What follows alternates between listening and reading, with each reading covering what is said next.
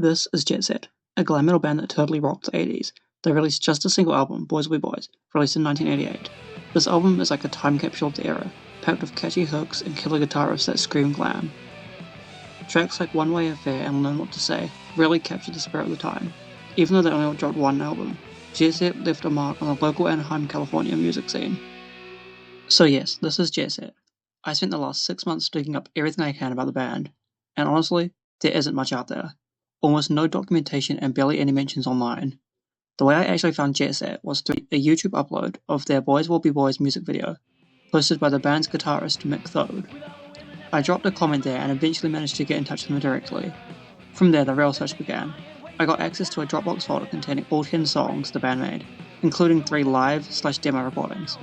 I spent months scouring the entire internet for any mentions, as well as talking to band members themselves. Through this, I confirmed the band recorded their single album Boyz Will B Boyz at Powerhouse Studios in 1988. I also learned about the rarity of this album. An original CD copy of Boyz Will B Boyz sold online for $170 in 2022.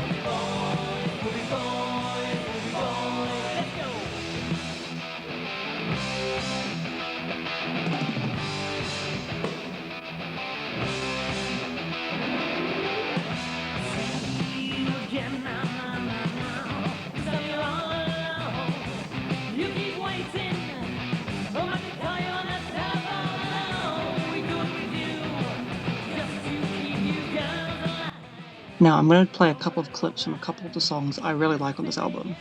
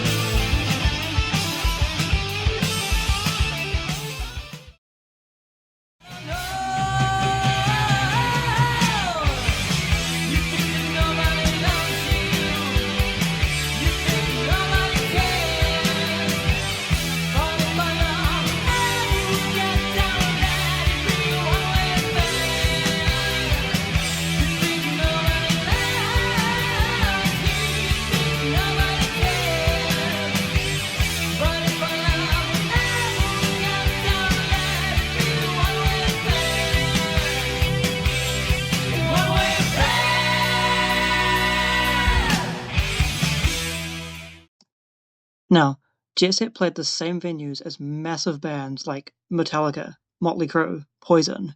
They played at the same venues as these bands around the same time, and yet Jettset didn't get as popular. Now, this is likely due to the incredible oversaturation of the hair metal glam metal scene.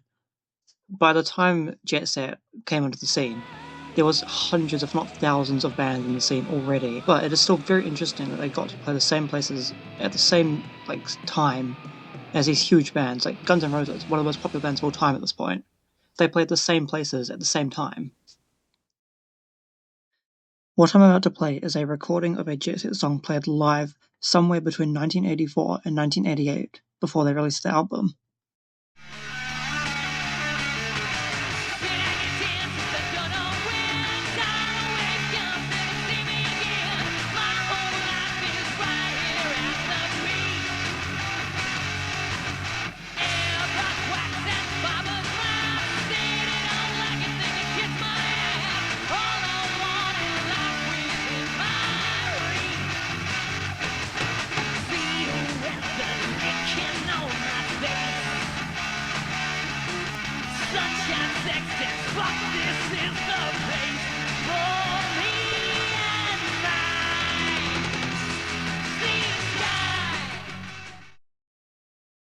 Okay, after getting as much information as I can about the band, I have made a website where you can listen to the album.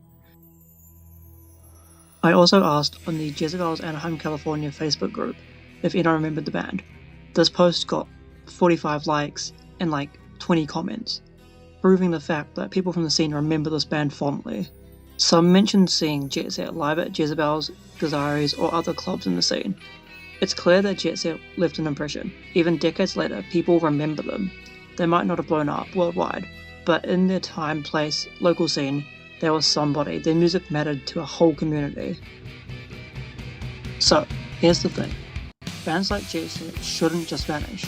Without archiving, without people actively digging this stuff up, whole chunks of music history just disappear. And honestly, if I hadn't reached out, scanned, and pieced this together, Jettset would have likely stayed nothing more than a forgotten name in an old flyer. That's why projects like this matter. It's not just nostalgia, it's preservation. But if we don't, nobody else will. Thank you for watching.